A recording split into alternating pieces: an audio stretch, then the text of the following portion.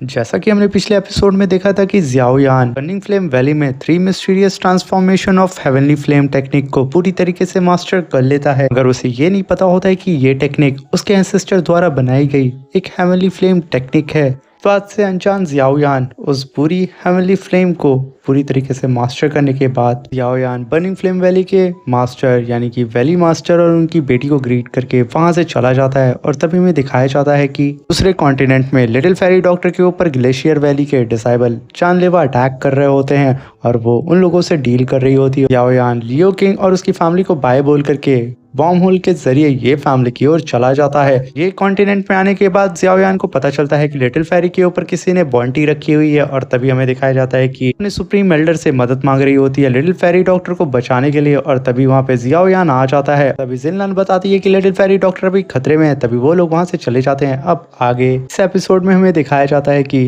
Xiaoyan जिनलान को लेकर के ग्लेशियर रिवर वैली की ओर जा रहा होता है और तभी वो पूछता है कि आखिर ये सब कैसे हो गया। तभी जिनलान पीछे बीती हुई सारी बातों को बताती है। कहती है कि जब हम लोग उस वॉर्म होल से आ रहे थे और आप हमसे बिछड़ गए थे सीनियर, तो हम लोग बहुत अच्छे से तो उस वॉर्म होल को क्रॉस कर लिए थे और कई महीनों के बाद हम लोग दान्यू सिटी पहुंच गए। दान्यू सिटी पहुंचने के बाद सिस्टर जियान ने एक लेटर छोड़ करके बिना हम लोग को कुछ बताए वो वहां से चली गई और उसमें बस इतना लिखा हुआ था कि वो अपने होम टाउन जा रही हैं। इस बात को सुन करके जियाओयान कहता है कि ये जियान के बारे में हर एक चीज़ सिर्फ मिस्ट्री बन के रह गई है, पता नहीं वो कौन से घर गई हुई है। और तभी जिनलान कहती है कि जब हम लोग दान्यू सिटी पहुंचे थे तब ग्लेशियर रिवर वैली के एल्डर्स की नज़र लिटिल फेरी डॉक्टर के पॉइजनस बॉडी पे पड़ गई थी और वो लोग किसी भी तरीके से लिटिल फेरी डॉक्टर की पॉइजनस बॉडी को सील करना चाहते थे, जिंदा या मुर्दा। इसी वजह से वो लोग लिटिल फेरी डॉक्टर के ऊपर बहुत दिनों से अटैक कर रहे थे और वो मुझे बचाते बचाते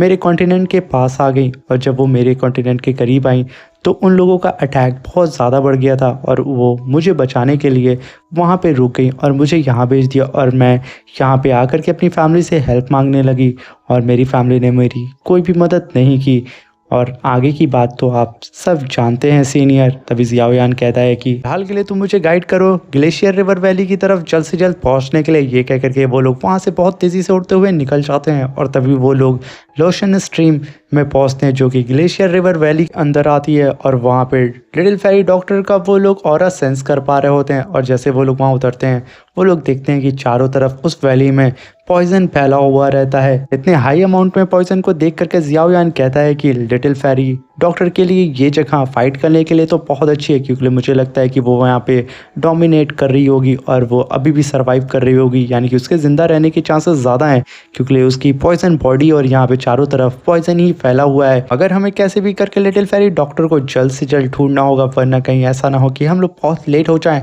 इस बात को सुन करके जिनलान कहती है कि सीनियर, मैंने सुना है कि इस वैली में ऐसे मॉन्स्टर है जो ह्यूमंस को खा लेते हैं। तभी जियाओयान कहता है कि जब मैं यहाँ पे हूँ तो तुम बेवजह परेशान क्यों हो रही हो। हाल के लिए तुम अपना सारा ध्यान लिटिल फेरी डॉक्टर को ढूंढने के लिए लगाओ, बाकी चीज़ें मैं हैंडल कर लूंगा। तभी जिनलान कहती है, अरे हाँ, हम लोग एक तरीके से लिटिल फेरी डॉक्टर को ढूंढ सकते हैं। अभी वो अपने पास से एक स्पिरिचुअल रैट को निकालती है जिसके जरिए वो लिटिल फेरी डॉक्टर को ढूंढ सकती है, क्योंकि लिटिल फेरी डॉक्टर जानती थी कि ये दोनों आने वाले वक्त में बिछड़ सकते हैं और ये एक अननोन सिटी है। इस वजह से लिटिल फेरी डॉक्टर ने ये स्पिरिचुअल रैट उसे दिया था कि कभी भी वो खो जाए तो जिनलान को कभी भी लिटिल फेरी डॉक्टर को ढूंढने में परेशानी ना हो। और तभी वो स्पिरिचुअल रैट से कहती है कि क्या तुम लिटिल फेरी के एसेंस को स्मेल कर पा रहे हो। तभी वो चारों तरफ स्मेल करने लगता है और वो लिटिल फेरी डॉक्टर के एसेंस को स्मेल कर लेता है और बहुत ही तेज़ी से एक डायरेक्शन की ओर जाने लगता है, जिसे देख करके जियाओयान कहता है कि हमें बिना देर किए उधर जाना चाहिए। और वो तुरंत जिनलान का हाथ पकड़ के उस ओर बहुत ही तेज़ी से उड़ने लगता है और कहता है कि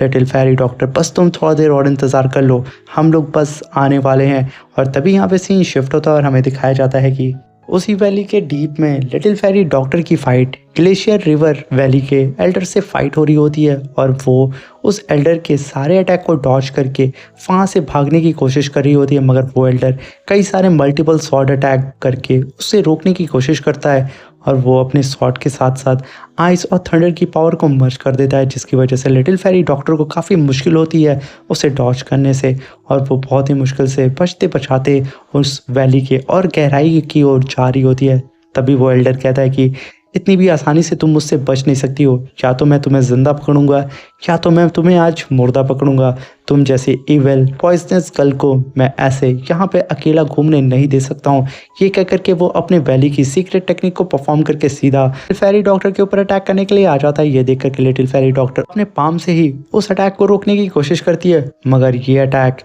उस ग्लेशियर वैली के एल्डर का एक ट्रैप होता है और वो उस अटैक के जरिए लिटिल फेरी डॉक्टर के अंदर हिडन पॉइजन डाल देता है, जिसे देख करके लिटिल फेरी डॉक्टर काफ़ी ज़्यादा घबरा जाती है और यहाँ पे वो कुछ भी नहीं कर पाती और जल्द से जल्द वहाँ से हटने की कोशिश करती है और वो ऐसे करने में कामयाब भी हो जाती है। मगर वो जैसे पीछे आती है वो अपने चारों ओर देखती है कि वहाँ पे ग्लेशियर वैली के कई सारे एल्डर और डिसाइबल आ चुके होते हैं और उसे चारों तरफ से घेर लेते हैं। भी लिटिल फेरी डॉक्टर उन लोगों से लड़ने के लिए वहाँ रेडी हो जाती है और अपनी पावर को रिलीज करती है, मगर वो ऐसा नहीं कर पाती है क्योंकि ग्लेशियर रिवर वैली के सुप्रीम एल्डर ने उसके अंदर पॉइजन इम्प्लांट कर दिया था और वो पॉइजन सीधा उसके वेन्स में जा कर के समा जाता है, जिसकी वजह से उसकी पूरी बॉडी वहाँ फ्रीज होने लगती है क्योंकि ये एक आइस पॉइजन होता है। और धीरे धीरे करके लिटिल फेरी डॉक्टर की पूरी बॉडी को वो आइस में कन्वर्ट करने लगता है और उसकी पूरी बॉडी ठंडी हो जाती है, जिसे देख करके वो एल्डर कहता है कि यहाँ पे सिर्फ 24 घंटे ही जी सकती हो, बेहतर यही होगा क्यों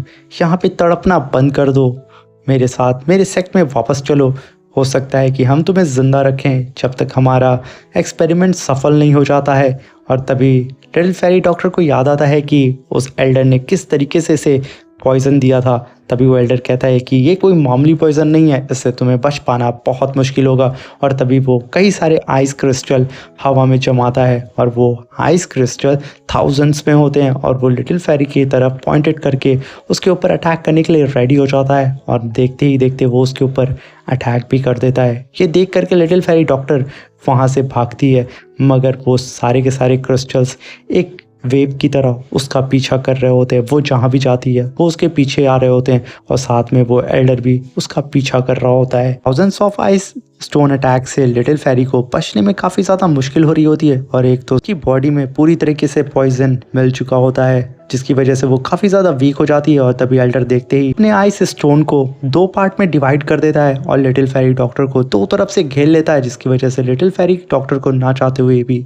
रुकना पड़ता है और अपने दोनों हाथ से एनर्जी जनरेट करके उस अटैक को डॉज करने की कोशिश करती है। मगर ये तो एल्डर का ट्रैप होता है, उन सारे आइस स्टोन को एक जगह कलेक्ट करके एक वार्म होल बना देता है, जिस वार्म होल के जरिए infinity ice stone little fairy doctor के ऊपर अटैक करने लगते हैं। और देखते ही देखते लिटिल फेरी डॉक्टर उसे रोकने की कोशिश करती है अपनी स्पिरिचुअल एनर्जी से, और जैसा कि हम जानते हैं कि उसकी स्पिरिचुअल एनर्जी बहुत कम हो चुकी है, जिसकी वजह से वो जितनी कोशिश करती है उसके ऊपर आइस पॉइजन बहुत ज़्यादा इम्पैक्ट देने लगता है, जिसकी वजह से उसकी बॉडी बहुत ज़्यादा वीक पड़ जाती है। और देखते ही देखते वो आइस स्टॉर्म उसके ऊपर इतना ज़्यादा हावी हो जाते हैं कि वो उन्हें रोक नहीं पाती है और पलक झपकते ही वो सारे के सारे स्टोन बारिश की बूंदों की तरह उसके ऊपर गिरने लगते हैं और वो इधर उधर भागती है। और तभी वो सारे स्टोन उसे इस तरीके से लगते हैं कि वो घायल होकर के सीधा पहाड़ से टकरा जाती है और उसे काफ़ी ज़्यादा चोट लगती है। ये देख करके वो ग्लेशियर वैली का एल्डर काफ़ी ज़्यादा खुश होता है और अपने डिसाइबल से कहता है कि मैं उसके ऊपर सामने से अटैक करने जा रहा हूँ और उसे कंफ्यूज रखूँगा और तुम लोग आइस सीलिंग फॉर्मेशन बना करके उसे ट्रैप करने की कोशिश करो। ये कह करके वो सीधा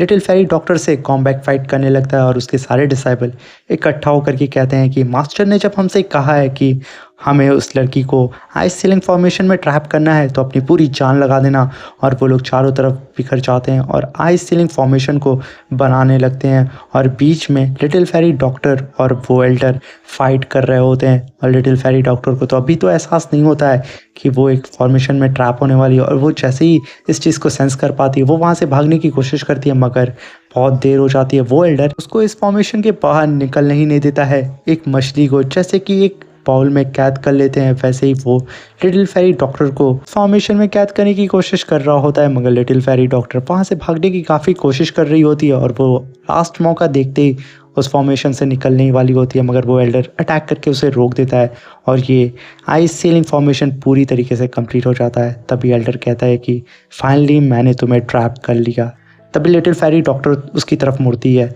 और तभी वो एल्डर कहता है कि तुम्हारी लाश ही सही, मैं उससे ही खुश हूँ और उससे काम चला लूँगा और तुम्हारी लाश को अपने साथ टेक करके ही जाऊँगा। ये सुनते ही लिटिल फेरी डॉक्टर कहती है कि तुम्हें मेरी लाश मिलेगी तो ना, और वो अपनी सेल्फ डिस्ट्रक्शन टेक्निक को परफॉर्म करने लगती है, जिसे देख करके एल्डर भड़क जाता है और उसके ऊपर अटैक करने के लिए चला जाता है क्योंकि उसे कैसे भी करके लिटिल फेरी डॉक्टर को रोकना होता है। मगर लिटिल फेरी डॉक्टर वहाँ रुकती नहीं है और अपनी बॉडी को यहाँ पे ब्लास्ट करने ही वाली होती है और वो एल्डर उसके पास एकदम स्वॉर्ड लेकर के पहुँच ही चुका होता है। और यहीं पे हमारा ये एपिसोड